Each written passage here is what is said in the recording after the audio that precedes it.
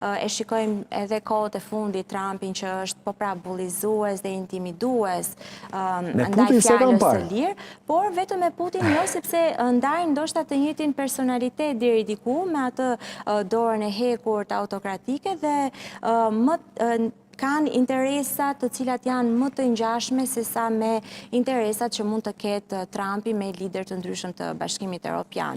Dhe që në fillim unë kam thënë që rikthimi i Trumpit do të riktheje dhe respektimin e SBA-ve në arenën ndërkombëtare dhe pikërisht për arsyen se Putin apo autokrat si Putin respektojnë dhe njohin gjuhën e bullizuesve, autokratëve dhe deri diku gjuhën e forcës.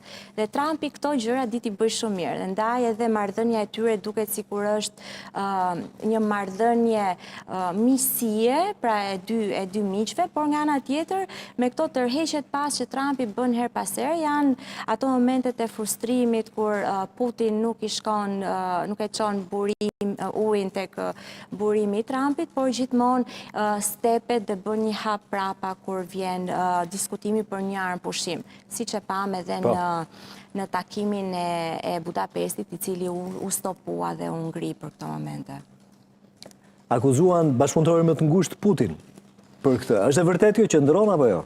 Për Orban të gjithë e dinë tashmë qëndrimin e tij dhe ai bën pjesë në po të njëjtin le të themi personalitet si Trumpi dhe Putin. Nuk mendoj që është një lider të cilit mund t'i vësh fajin për këtë propozim, pasi mendoj që nëse diçka është në vullnetin e SBA-ve, aleatët do ta pranonin dhe nuk do t'i thonin jo, ndaj mendoj që dhe Orban është një nga të shumë politikanët që i thot po Amerikës gjithmonë. Qartë, a shikon marrëveshje paqe në horizont apo jo? Nuk e shoh fatkeqësisht një marrëveshje e cila mund të sjellë paqen jo vetëm afaqshkurtër, por afaqgjatë. Mendoj që kemi një ngrirje ose kemi një tentativë për të ngrirë konfliktin në linjat e luftimit ku janë tashmë, pasi për sa kohë sovraniteti territorial i Ukrainës preket dhe krijon një precedent ndoshta në arenën ndërkombëtare, mendoj që ky konflikt do të vazhdojë edhe për shumë dekada të tjera, ku do të kemi, e kam thënë disa herë, ndoshta një ndarje të Ukrainës të modelit të Gjermanisë, lindore dhe asaj perëndimore, ku mund të krijohet, shpresoj shumë, një no-fly zone, pra një zonë ku mos të kemi fluturime në Ukrainën perëndimore, por nga ana tjetër do të jetë gjithmonë një konflikt i cili për sa kohë do të jetë i ngrirë, aq ka edhe koeficientin e rindezjes dhe e gjenerimit të një konflikti si ky që po shohim tashmë me humbje jete. Thatë më parë, SBA-t me drejtimin e Trump do të ripozicionohen përsa i përket politikës jashtme. Nëse do të referohemi arritjeve deri tanishme, patjetër që do të përmendim planin e paqes në Gaza. Po funksionoi ai kur vetëm ditën e djeshme kemi pasur 30 vrarë mes civilëve?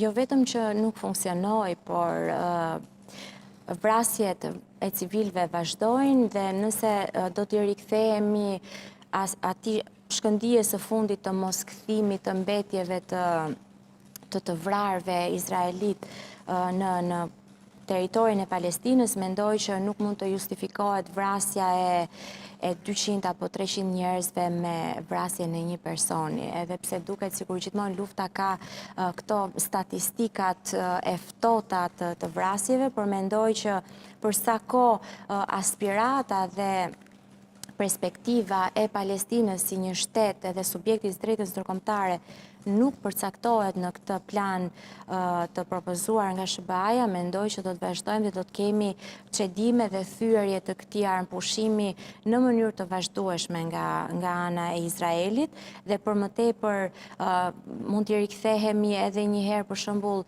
vizitës së liderit të Arabisë Saudite në shtëpinë e Bardhë, i cili jo vetëm kritikonte marrëveshjen e Abraham, por nuk merrte përsipër që Arabia Saudite të ishte një nga vendet që do të bëhej pjesë e kësaj marrëveshje, për sa kohë perspektiva e zgjidhjes me dy shtete do të jetë në tavolinë.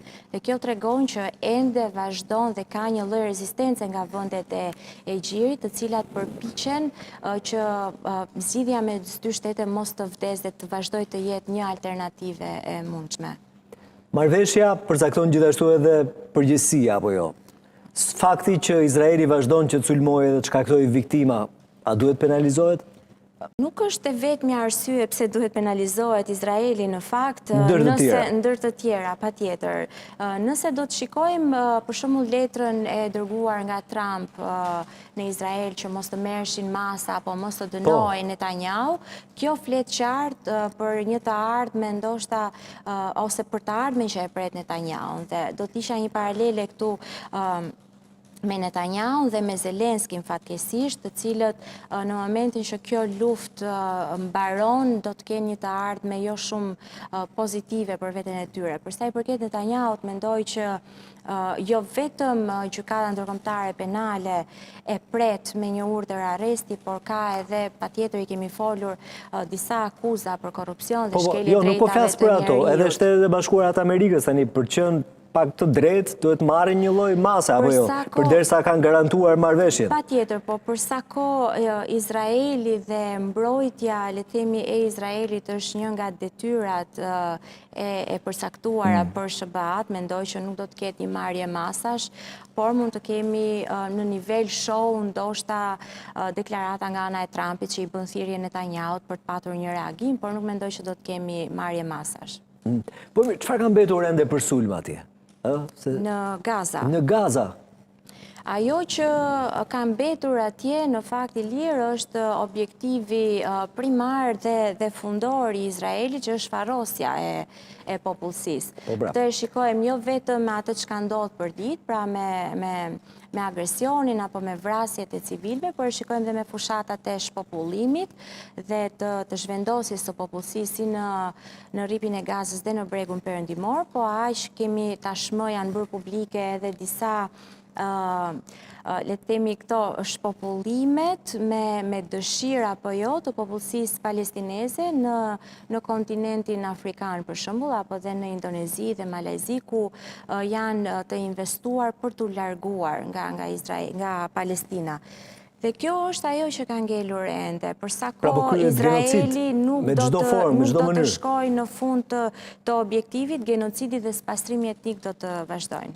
Gjina, faleminderit. Faleminderit juve. Knesi.